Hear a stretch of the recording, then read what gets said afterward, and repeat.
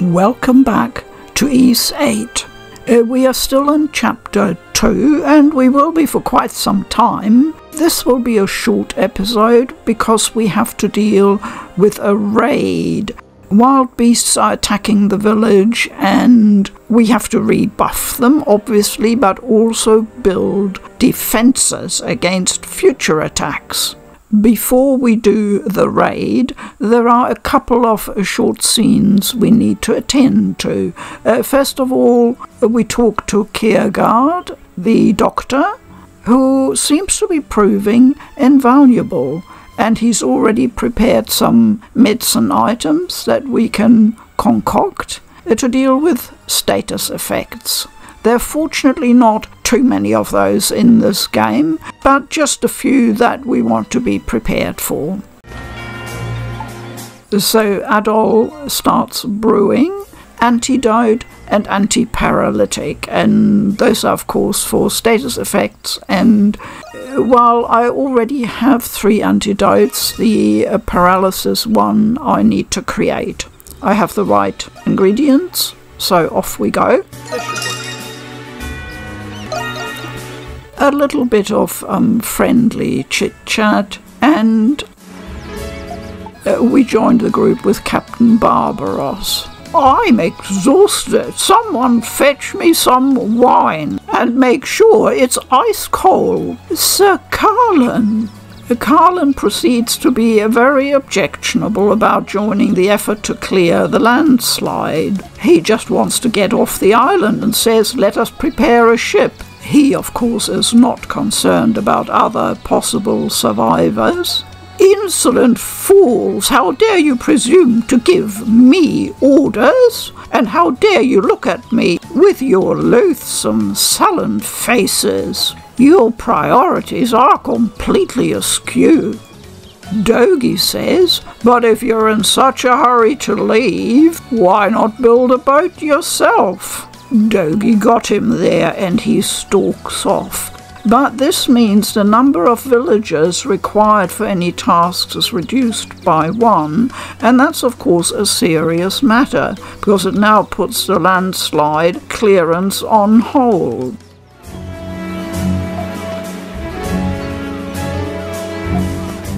So we're the last line of defence, says Sahard.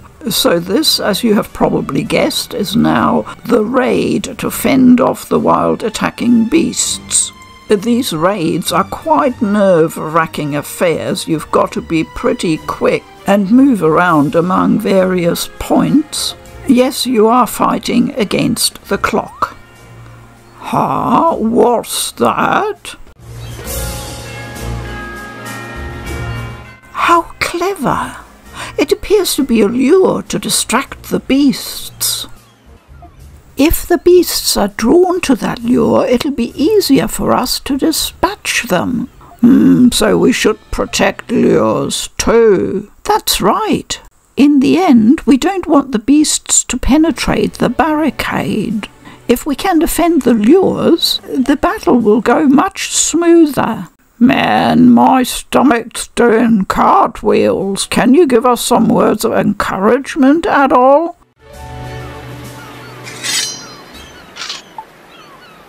We'll defend this place with our lives! For House Roswell! Yeah, this is our turf!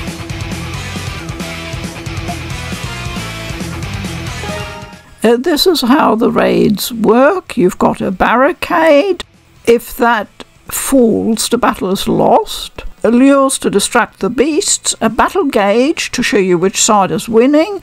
Dogi's squad gauge shows you how the other squad is doing. And finally, in the end, the battle score. The battle gauge is reasonably complex and gives you a lot of information which you will struggle to assimilate while you're trying to fend off the beasts. Action! Protect the lures! Wave 1. But where are they coming from? Oh, keep your eyes peeled. There they are, wolves! Go for it! Protect the lures at all cost!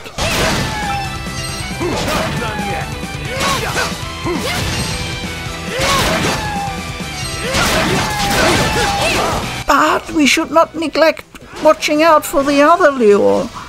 Yep, they're already there. And there's a third lure. I need to really rely on my team members, but I'm not quite sure how well the AI is doing. It's doing quite well. They do act independently, but tend to follow me at all around a bit.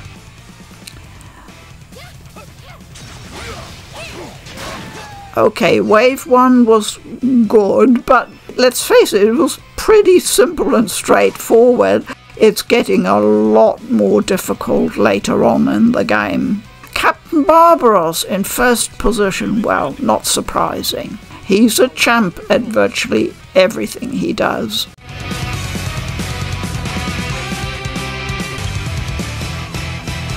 So, rank A, we did okay, that's fine, and you get a lot of goodies.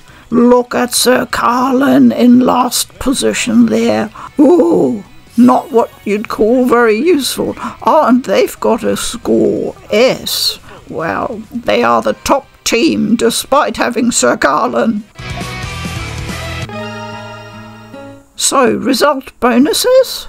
You get some nice stuff in the raids, so they are worth doing. A little debriefing after that adrenaline rush. Alison says her legs are still shaking. I'm not surprised.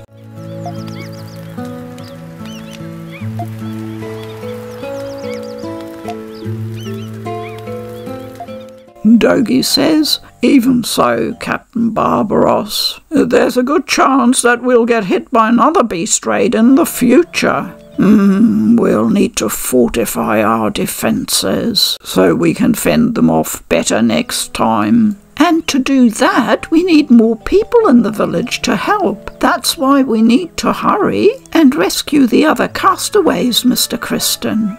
Captain Barbaros is going to dispatch little Parrow in the event of any future raids. And Adol says, of course. Good, but finding the other castaways and completing the map is just as important.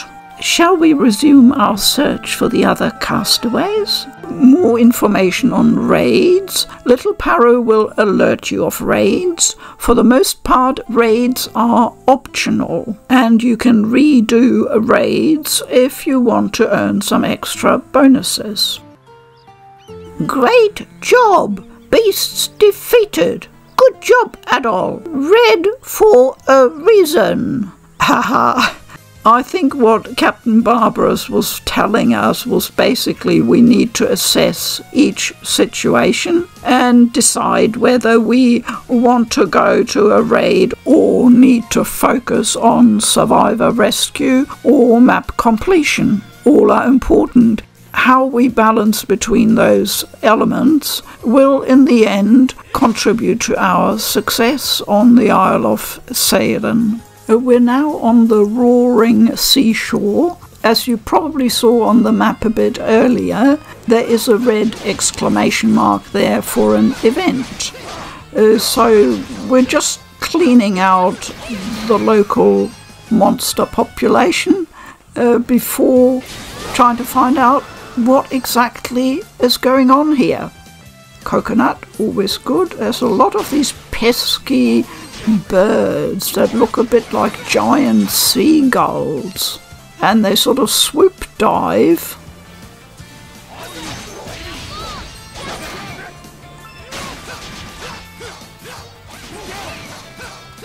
And I'm thinking, nice spot. How about a spot of fishing?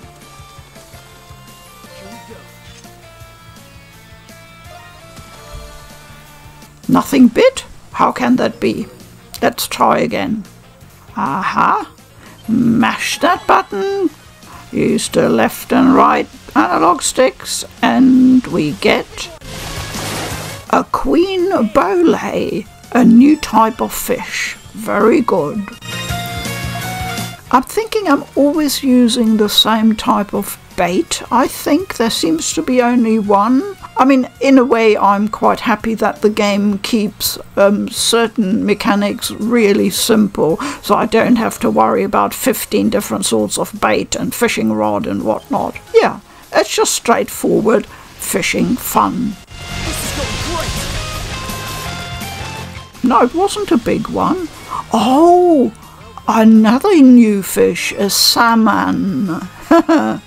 Yeah, that's the nice thing about going to a new area and suddenly there's new resources.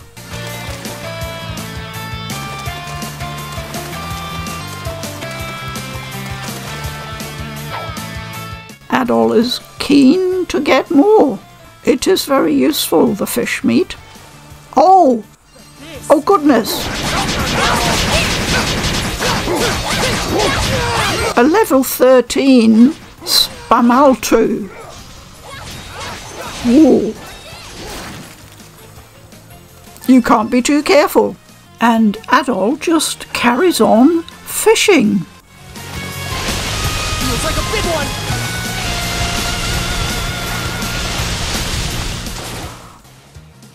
Another new fish, a gator tuna. We have done well, I'm very pleased. And so will the shoebill back home. Okay, I think that's really it. Okay, and there's a woman just standing there. Okay, let's just smash a rock and then have another look. You found someone who could be a castaway. Obviously, we talked to her.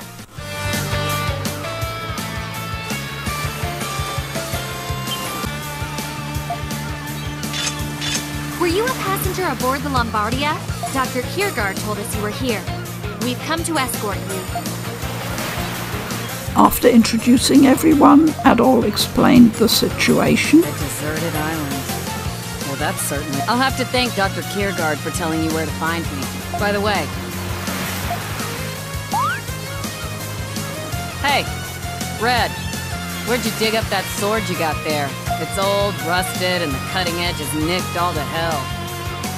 I'm sure you know how to use it, but you can't fight at your full potential. And you, Blondie, that rapier's got a flashy hilt. Blade needs work badly. If I had to guess, that thing hasn't seen real combat in years. You could tell with just a glance? And your weapon is garbage. Literally. You're definitely gonna injure yourself if you keep swinging that thing around. Now that you mention it, my back's been aching more lately. I'm surprised you made it through the jungle with those weapons. You seem to know a lot about weapons, asks Adol.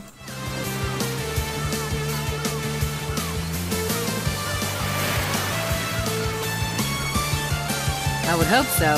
What with my dad being a weaponsmith and all. The name's Kathleen. Good to meet you. A weaponsmith, then would you be able to maintain our weapons? Kathleen says she'd be happy to, but she would need a smithy. And Sahat chimes in, saying what a boon it would be to have a weaponsmith who can properly maintain their gear. I wonder if we could build a smithy at the village, says Luxia.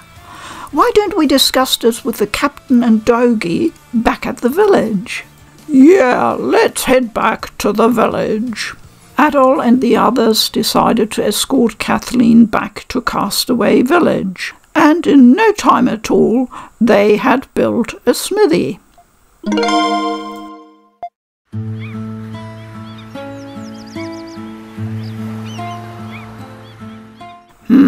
Less than ideal, but I can make do with this for now, thinks Kathleen. Plus I can use this to compensate for the furnace's insufficient heat.